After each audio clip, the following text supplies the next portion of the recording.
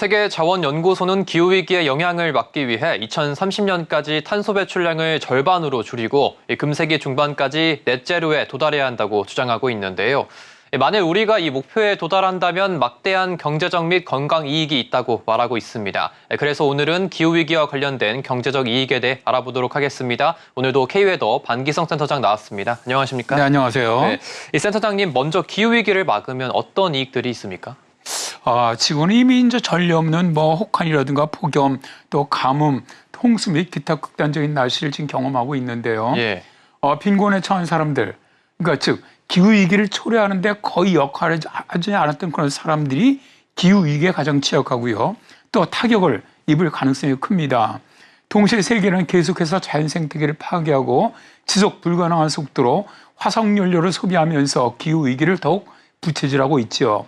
이에 세계자원연구소는 전 세계와 기업이 힘을 합쳐서 2030년까지 전 세계 탄소 배출량을 50% 이상 줄이는 것이 필요하다라고 말하는데요. 만일에 기후위기를 막지 못한다면 2050년까지 세계 경제에 7조 9천억 달러의 경제적인 피해가 발생할 것으로 예상된다고 합니다. 그러나 만일 2030년까지 탄소 배출량을 50% 이상 줄일 경우 26조 달러의 경제적인 이익을 가져올 수 있고요. 2030년에 6,500만 개의 새로운 일자리가 만들어질 수 있다고 말합니다.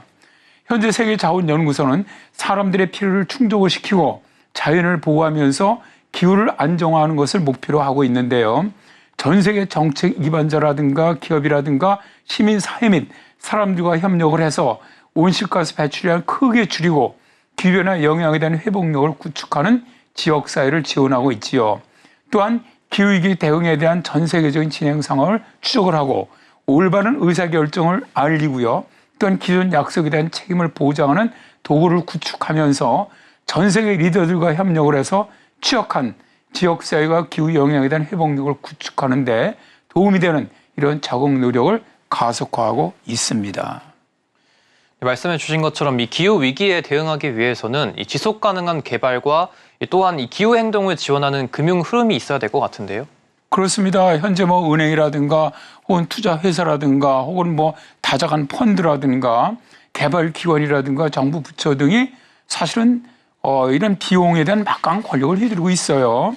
이런 기관들은 지역사회의 건강과 복지를 위협하는 지속 불가능하고 오염되는 활동에 너무 많은 돈을 계속 투자를 하고 있는데요. 2020년에 전 세계는 석탄 공급에 760억 달러를 투자했고요. 석유와 가스에는 훨씬 더 많은 돈을 투자를 했습니다. 그러나 파리협정에서 약속한 자금 조달 약속 액수는 여전히 수백억 달러가 부족한 상태죠.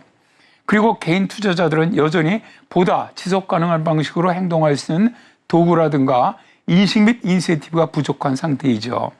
현재 상태를 보면은 글로벌 은행들은 2015년 이후 화석 연료에 2조 7천억 달러를 투자를 했고요. 에너지 부분에 대한 G20의 부양책은 화석 연료의 53%를 지원했죠.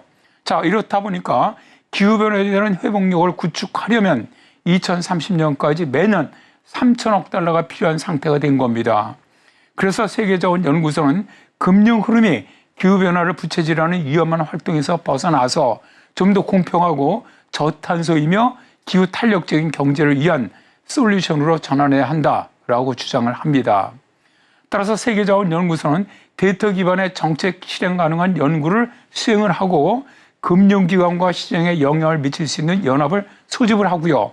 또 파리 협정 과정에 전문가의 의견을 제공을 해주고 선진국의 재정 제공을 추적을 하고 기후금융 아키텍처 개선을 위한 권고안을 발표함으로써 국제기후변화 협상에서 금융의 역할을 지지하고 있습니다. 또한 기후위험과 같은 최첨단 주제를 연구를 하고 자료를 제공을 해서 자체 기후부분을 포함해서 지속가능한 민간 부분 금융을 촉진을 하고 있고요. 또한 직접적인 참여와 연구를 통해서 다작한 개발금융기관과 중국의 예를 들어서 1대1로 이니셔티브를 녹색화하기 위해서 노력을 하고 있습니다. 네, 지속 가능성을 위해서 이 해양 경제가 무엇보다 중요하다고 하던데요. 그렇습니다. 사실 이 바다는 생명의 원천이라고 할 수가 있죠. 예. 매년 전 세계 경제에 2조 5천억 달러를 더해주고 있고요. 30억 명의 인구를 먹여 살리고 전 세계 생물종의 절반 이상을 보유하는 지구의 생명 유지 시스템입니다. 그러나 바다의 건강과 경제적 활력이 위협받고 있는데요. 남핵이라든가 서식지 파괴, 또 오염 및 기온 상승과 같은 활동은 급격한 생물 다양성 손실을 초래하고 있으며 어업과 관광업은 물론 해안 지역 사회 안녕도 위협에 처해 있습니다. 해양에 투자하는 것은 엄청난 경제적인 이익이 있는데요.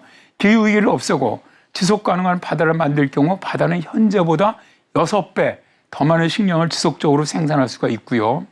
해양 기반 솔루션은 2050년까지 탄소 배출량 감소의 35%를 담당할 수 있고요. 지속 가능한 해양 경제는 2050년까지 40배 더 많은 재생 에너지를 제공할 수가 있습니다. 그리고 지속 가능한 해양 경제는 2030년까지 1200만 개의 새로운 일자리를 만들어낼 수 있다라고 세계자원연구소는 주장을 합니다. 따라서 세계자원연구소는 지속 가능성을 해양 관리의 중심에 두어서 지속 가능한 해양 경제를 구축하기 위해서는 국제 무대에서 바다의 인지도를 높이면서 해양 활동을 가속화하는 것을 목표로 하고 있는데요.